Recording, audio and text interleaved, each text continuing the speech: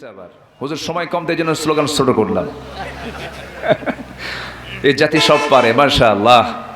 সম্মানিত ভাইয়েরা, তাহলে আমরা ব্যর্থ হতে চাই না সফল হতে চাই? বলেন বলেন, ব্যর্থ না সফল? আজকে যারা মাঠে কাজ করছে তারা ঠিক আছে, সমস্যা নাই, তাদের কাজ আছে। কিন্তু যারা আসছেন এখানে, হয়তো আজকের দিনটা আপনাদের হয়তো আর্থিকভাবে হয়তো অন্য কোনো কাজে যদি লস হয়ও, কিন্তু আসলে কি মূলত লস? সবার চাইতে এখন আপনারা লসে আছেন না লাভে আছেন? লাভে আছি। আল্লাহ তাআলা চতুর্দিক দিয়ে রহমতের ফেরেশতা বেষ্টন করে রেখেছেন। যেরকম সুবহানাল্লাহ। নাযালাত আলাইহিমুস সাকিনাহ, আল্লাহ তাআলা এখানে মানে প্রশান্তি দিয়ে দেন, রহমত নাজিল করেন শুধু কোরআনের বরকতে। বলি আলহামদুলিল্লাহ। আমরা সফল হতে হলে আমাদের কিছু কাজ করতে হবে, কিছু শর্ত পূরণ করতে হবে। 9টা শর্ত যার মধ্যে পূরণ হবে সে সফল হবে দুনিয়াতে এবং আখিরাতে। আমরা কি সেই শর্তগুলো পূরণ করতে রাজি আছি? নাম্বার 1, আমরা নেক আমল সহ ঈমান আনবো। জোরে বলি ইনশাআল্লাহ। আমার দেশে নামাজি বেশি না ঈমানদার বেশি? বলেন, আমার দেশে নামাজ বেশি না ঈমান বেশি? বলেন, ঈমানের মেহনত বেশি না নামাজের মেহনত বেশি? হ্যাঁ হুজুর, নামাজ না পড়ি ঈমান ঠিক আছে তো, এটা মেহনত কম নাকি? বিশাল মেহনত, নামাজ পড়ে না কিন্তু ঈমান ঠিক আছে। পৃথিবীতে একটাই দেশ যে দেশে মুসলমানগুলো নামাজ না পড়ার পরে কয় আমার ঈমান ঠিক আছে। এটা অত্যন্ত দুঃখের বিষয়। আজকে মুসলমানকে নামাজের জন্য দাওয়াত দেওয়া লাগে, মুসলমানকে নামাজের কথা বলতে হয়, অথচ নামাজ প্রত্যেক মুসলিমের জন্য আদায় করা ফরজ দায়িত্ব। কি দায়িত্ব বলেন? ফরজ। অক্সিজেন যেমন আমার জন্য কম্পালসারি, অক্সিজেন ছাড়া আমি অচল, তেমনি আমি নামাজ ছাড়া আমি অচল। আল্লাহ পাক আমাকে ছাড়বেন না। কোরআনকে প্রশ্ন করুন, কোরআন বলো সবচেয়ে বেশি শাস্তি কাকে দেওয়া হবে? কোরআন জবাব দিচ্ছে, فَخَلَفَ مِن بَعْدِهِمْ خَلْفٌ أَضَاعُوا الصَّلَاةَ وَاتَّبَعُوا الشَّهَوَاتِ فَسَوْفَ يَلْقَوْنَ غَيًّا।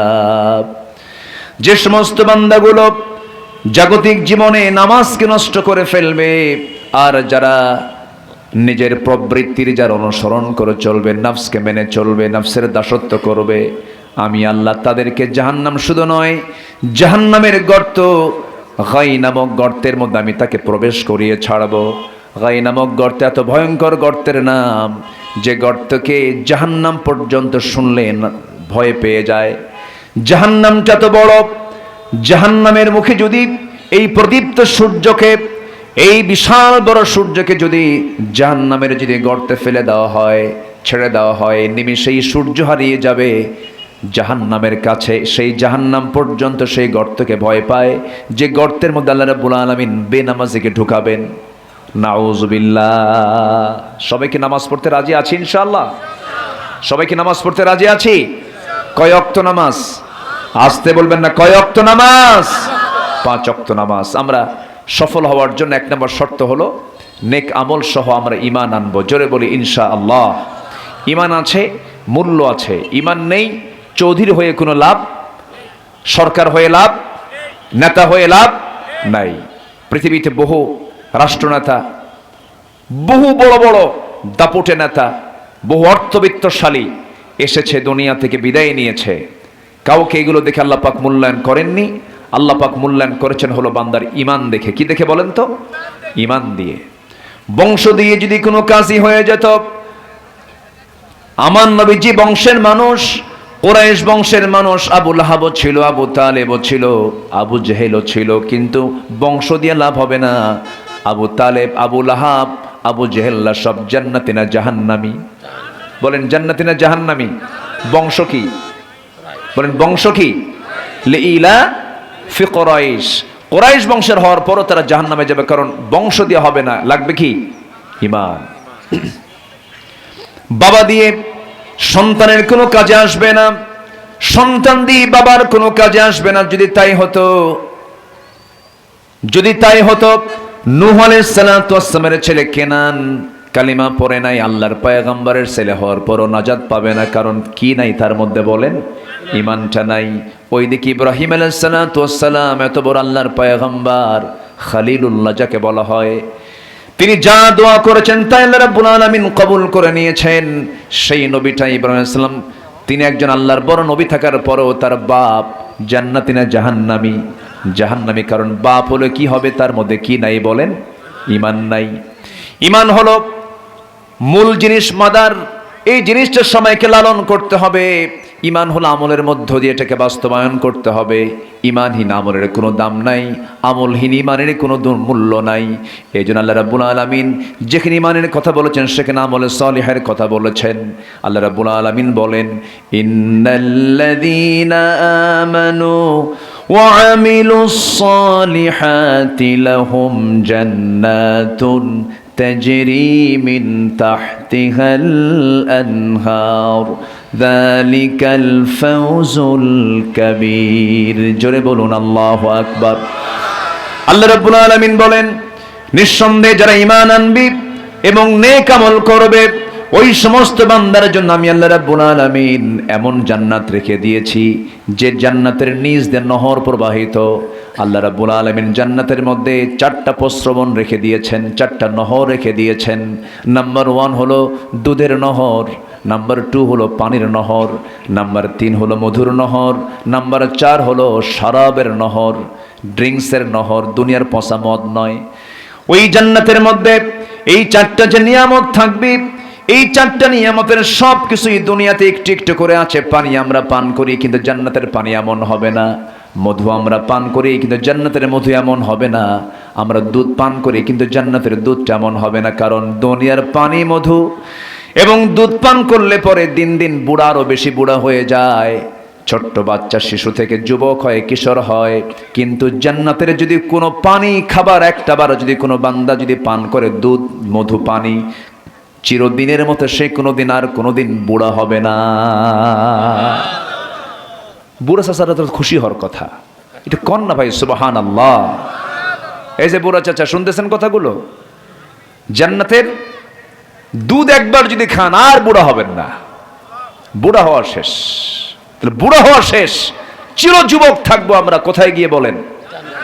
আসতে বলেন, কোথায় কোথায় কোথায় গিয়ে? জান্নাতে। কয়টা নহর থাকবে? 4টা নহর থাকবে। সবাই আমরা সেখানে গিয়ে পান করব। জোরে বলি ইনশাআল্লাহ। নামাজ না পড়া, নামাজ পড়ে এই জাতি নামাজ পড়ে না। আজকে যদি নামাজ যদি রাষ্ট্রীয় পর্যায়ে কায়েম হতো, আজকে যদি নামাজ যদি পার্লামেন্টে যদি আইন আকারে পাশ হতো, 1971 থেকে নিয়ে 2025 সাল পর্যন্ত এই 54 বছরে সংসদীয় অধিবেশন একবার বসেছে না বারবার বসেছে? বারবার বসেছে। অনেক সরকার আসছে, চাচারা চালাইছে, আংটিওয়ালারা চালাইছে। আংটি বুঝতেছেন তো নাকি? আংটিওয়ালারা চালাইছে, চাচা চালাইছে 9 বছর, 16 বছর, 25 বছর।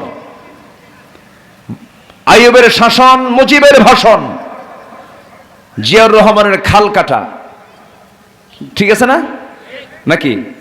জিয়াউর রহমান কি কেটেছেন? জিয়া কেটেছেন খাল, চাচা এরশাদের তাল বেতাল।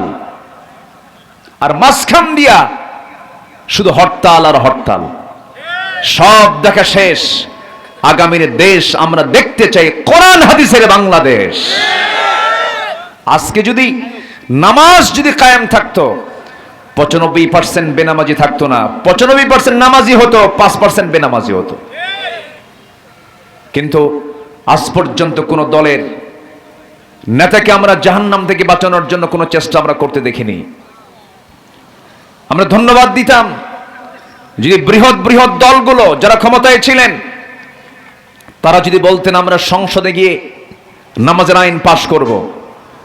আজকেও বলেন যে আমরা ক্ষমতায় গেলে পরে সামনে অধিবেশনে আমরা নামাজের আইন পাশ করব, আমি সেই দলে যোগদান করব। কি কথা কি বুঝতেছেন আপনারা? কিন্তু আইন পাশ করবে কেমন? নিজেই তো নামাজ পড়ে না। আছে না নাই? আসতে বলবেন না, আছে না নাই? আছে। তাহলে আমাদের ফার্স্ট কাজ হচ্ছে আমরা ইমানের সাথে নেক আমলটা ঠিক রাখলে আমরা সফল হব। জোরে বলি ইনশাআল্লাহ। আল্লাহ বলছেন সূরা বুরুজের 11 নম্বর আয়াতে, যালিকাল ফাউজুল কাবীর, এটাই হলো তোমার সবচেয়ে বড় সফলতা। যেরকম সুবহানাল্লাহ। ঈমান এনেছি, ঈমান নিয়ে আমরা টিকে থাকতে চাই, জোরে বলি ইনশাআল্লাহ। নবীর হাতে বায়াত নিয়ে ঈমান শূন্য হয়ে দুনিয়া থেকে বিদায় নিয়েছে এমন রেকর্ড বহু আছে, আছে না নাই? আছে। আমার নবীর আগে আবিসিনিয়াতে পাঠিয়েছেন চাচাতো ভাইকে মানে নেতা বানায়া, জাফর বিন আবু তালেবের নেতৃত্বে একটা প্রতিনিধি দল আবিসিনিয়ায় পাঠানো হয়। সেই জায়গায় গিয়ে আমার নবীর হাতে বায়াত নিয়ে কালেমা পড়া মানুষ আবার খ্রিস্টান হয়ে গেছে। নাউজুবিল্লাহ বলবেন না? এই জন্য আল্লাহর কাছে একটা দোয়া করতে হয়। কি দোয়া?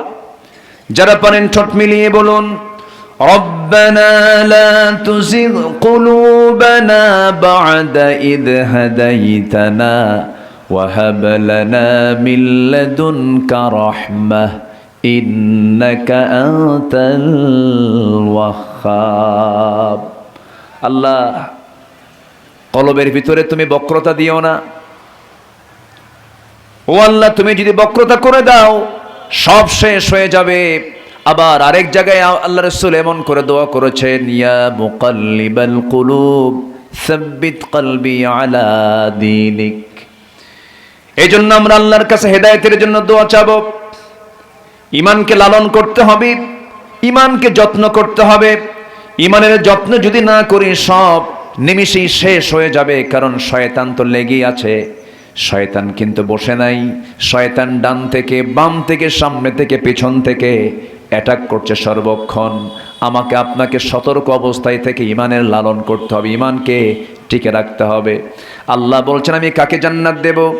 আল্লাহ রাব্বুল আলামিন বলেন, ইন্নাল্লাযীনা ক্বালু রাব্বুনাল্লাহু সুম্মা ইসতাকামু তাতানাজ্জালু আলাইহিমুল মালায়েকা আল্লা তাখাফু ওয়া লা তাহজানু ওয়া আবশিরু বিল জান্নাতিল্লাতী কুনতুম তুআদুন। জোরে বলুন আল্লাহু আকবার। আল্লাহ আরেক জায়গায় বলছেন, আহাসিবান নাস আইয়ুতরাকু আইয়াকুলু আমান্না ওয়া হুম লা ইফতানুন। জোরে বলুন আল্লাহু আকবার। ঈমান সবচেয়ে বড় ফ্যাক্ট, ঈমান সবচেয়ে বড় বিষয়। আমার বন্ধুগণ, দুজন সাহাবীর কথা মনে হলো আমার এই মুহূর্তে। হয়তো অত লম্বা সময় পাবো না, আমি আজান দিয়ে ফেলেছে, একটু ধৈর্য দিয়ে আমরা শুনবো, সময় মতো আমরা শেষ করব ইনশাআল্লাহ। ইনশাআল্লাহ বলেন। একজন সাহাবীর ইতিহাস আমার মনে পড়ে গেল। সাহাবীরা তো সাহাবাতু কান্নুজুম, সাহাবীরা হলো আকাশের তারার মতো। একজন সাহাবীকে যদি আমরা ফলো করতে পারি জান্নাত যাওয়ার জন্য এক সাহাবীর আমলই যথেষ্ট। সুবহানাল্লাহ। আমার বন্ধুগণ, একজন সাহাবী কালিমা গ্রহণ করেছেন, দিন গ্রহণ করেছেন। দিন গ্রহণ করার সঙ্গে সঙ্গে তার চাচার কাছে নিউজ চলে গেছে, বাপ মরে গেছে। এতিম ছিলেন তিনি, এতিমকে বড় করেছে আপন চাচা। চাচার কানে সংবাদ চলে গেছে ভাতিজা নাকি বাপদাদার ধর্ম ছেড়ে দিয়ে নতুন ধর্ম গ্রহণ করে নিয়েছে। চাচার চোখে বড় অপরাধ এটা। সঙ্গে সঙ্গে কল করে ভাতিজাকে ডাক দিয়ে বলছে, বাজান শুনলাম তুমি নাকি কালেমা গ্রহণ করেছো, আল্লাহর দ্বীন গ্রহণ করেছো, লাত মানাতকে বাদ দিয়েছো। এবার ভাতিজা বলছে, চাচা আপনি শুনবেন কেন, আপনি অনুমান করবেন কেন, আমি আপনাকে বলে দিচ্ছি। আশহাদু আল্লা ইলাহা ইল্লাল্লাহু ওয়াহদাহু লা শারীকা লাহু ওয়া আশহাদু আন্না মুহাম্মাদান আবদুহু ওয়া রাসূলুহু। হেদায়েতের মালিক কে বলেন? আল্লাহ। আসতে বলবেন না, কে? আল্লাহ। হেদায়েতের মালিক যদি আল্লাহ নাই হন, আমার নবীর ঘরের সঙ্গে ঘর আবু জেহেলের, আমার নবীর ঘরের মানুষ আবু তালেব, আমার নবীর আপন চাচা যদিও বইমাত্র চাচা আবু লাহাব, সেও ঘরের মানুষ, তারে কালেমা গ্রহণ করলেন। অথচ সালমান ফার্সি, সেই পারস্যের মানুষ, সেই ইরানের মানুষ, সেই ইরান থেকে রাসূলকে খুঁজে খুঁজে তো দূর থেকে রাসূলকে দেখে কালেমা গ্রহণ করে নিয়েছেন। আমার নবীজি দাঁড়ায় আছেন। সালমান তিনি প্রথমে অগ্নি পূজক ছিলেন, এরপর খ্রিস্টান হয়েছিলেন, আগুন পূজা করেছেন, খ্রিস্টান হয়েছিলেন, আগের কিতাবগুলো পড়েছেন। রসুলের সন্ধান পেলেন, মদিনা আসলেন, রসুলকে দেখলেন, দেখার সঙ্গে সঙ্গে বলছেন আমার কাছে কেমন জানে মনে হচ্ছে আপনি আল্লাহর নবী হবেন। এই কথা বলি বলছে আপনি আপনার পিঠের চাদরটা সরায় ফেলুন। আমার নবীজি তার পিঠের চাদর সরায় ফেল। তার আগে বলেন আমি আপনাকে কিছু হাদিয়া দিতে চাই। হ্যাঁ, হাদিয়া তুমি দিতে পারো। আমি আপনাকে মান্নত করতে চাই না, মান্নত আমি নিতে পারবো না। আমি আপনাকে একটু হাদিয়া দেব, হাদিয়া নিতে পারি আমি। এরপরে বলা হলো হে রাসূল আপনি আপনার পিঠের চাদরটা সরান। আমার নবীজি পিঠের চাদরটা যখন সরালেন, নবুয়তের কালো সিলমোহরটা পিঠে যখন তিনি দেখতে পেয়েছেন, লাফ মেরে গিয়ে সেই সিলমোহরের চুমো খেলেন। আর সঙ্গে সঙ্গে সালমান ফার্সি বললেন আপনি আল্লাহর নবী। সুবহানাল্লাহ। কোথায় ইরান নবীর কাছে বায়াত নিল, ঘরের মানুষ আবু তালেব, ঘরের মানুষ আবু লাহাব, প্রতিবেশী আবু জাহেল, কালেমা পড়ার সুযোগ হলো না। এই জন্য আমরা সাহায্য চাইবো কার কাছে? হেদায়েত চাইবো কার কাছে? সেই যুবকটা কালেমা পড়ার সঙ্গে সঙ্গে আপন চাচা বলতেছে তুই কি জানিস এটার অবস্থা কি হতে পারে? কি বলো চাচা, বলো কি করবা তুমি? বলতেছে এর ফলাফল হলো কওমের সব লোকগুলোকে ডেকে নিয়া তোর কাছ থেকে জোর করে সব সম্পত্তি আমরা নিয়ে নেব, তোকে ঘর থেকে বের করে দেব। জবাবে ভাতিজা আব্দুল্লাহ বলছে চাচা আমি ভাবছিলাম আরো কঠিন কিছু করবেন। এইটা আপনি আমার কাছ থেকে সম্পদগুলো বুঝে নেবেন, সব আপনার সম্পদ জোর করে নিতে হবে না, আমি আপনাকে আপোষই দিয়ে দেব। চাচা একটা কথা জেনে রাখবেন, আপনি ইমানটার ব্যাপারে আপনি বুঝেন নাই। এই গোটা দুনিয়ার সমস্ত সম্পদ যদি আমার হাতে তুলে দেওয়া হয় আর যদি বলা হয় ইমানটা ছেড়ে দাও, আমি আব্দুল্লাহ সিদ্ধান্ত দিলাম দুনিয়া ছাড়বো কিন্তু ইমান আমি ছাড়তে পারবো না। একটু জোরে বলেন সুবহানাল্লাহ। সঙ্গে সঙ্গে আব্দুল্লাহর চাচা এমন খেপে গেল, মারতে মারতে রক্তাক্ত করে জমিনে ফেলে দিয়া শেষে পরনের লুঙ্গিটা পর্যন্ত খুলে নিয়ে ঘাট ধাক্কা দিয়ে বের করে দিয়েছে। আব্দুল্লাহ উলঙ্গ অবস্থায়, কিচ্ছু নাই, দরজায় গিয়ে নক করছে, মা দরজা খুলো। দরজা খোলা মাত্রই বলছে মা আমার দিকে তাকাইও না, আমার চাচা আমার শুধু সম্পত্তি নাই না লুঙ্গিটাও খুলে নিয়েছে, কিচ্ছু নাই আমার কাছে। ইমান বিক্রি করেননি তারা, ইমানকে লালন করেছেন। আর আমার দেশের মানুষ একটা বিড়ির প্যাকেট পাইলে পরে ইমান বেচে শেষ করে ফেলে। আপনি যাকে সমর্থন দিলেন, আপনার সমর্থনে যে এমপি হলো, যে চেয়ারম্যান হলো, যে মেম্বার হলো, ও যা করবে ওর অপকর্মের একটা অংশ আপনার আমলনামায় জমা হবে যতদিন ওই দায়িত্ব পালন করবে। কি কথা কি বুঝতেছেন? কি সুবহানাল্লাহ কইছেন নাকি আপনারা? জোরে কোন নাউযুবিল্লাহ।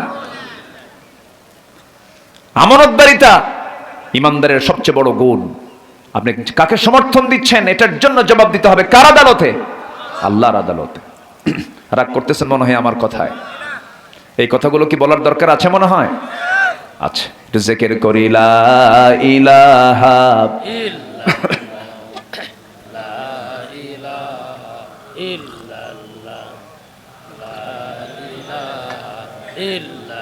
কইছিলেন এতক্ষণ? লা ইলাহা ইল্লাল্লাহু মুহাম্মাদুর রাসূলুল্লাহ সাল্লাল্লাহু আলাইহি ওয়াসাল্লাম। আমার 26 বছরে কয়েক হাজার মাহফিল করেছি আমি আপনাদের দোয়ায়, আলহামদুলিল্লাহ। কইলেন না তো? বহু টেকনাফ থেকে তেতুলি, এমন বাংলাদেশের ম্যাক্সিমাম কমিটি, যেটা মাহফিল বলতে যা বোঝায়, প্যারেড ময়দান থেকে শুরু করে, আঞ্জুমানে খেদমতে কোরআন থেকে শুরু করে, আমান ট্রাস্ট থেকে শুরু করে, বাংলাদেশের মাহফিল বলতে যা বুঝায় এমন কোন অঙ্গন নেই এই নগণ্য গোলাম, এই ভাঙ্গাচূড়া মানুষটা যেখানে যায় না। আমি গিয়েছি তো, আমি অভিজ্ঞতার আলোকেই আমি একটু কথা বলেছি। বুঝতে হয়, মন খারাপ করবেন না, এটা নিয়ে যেন আর কোনো কথা না হয়।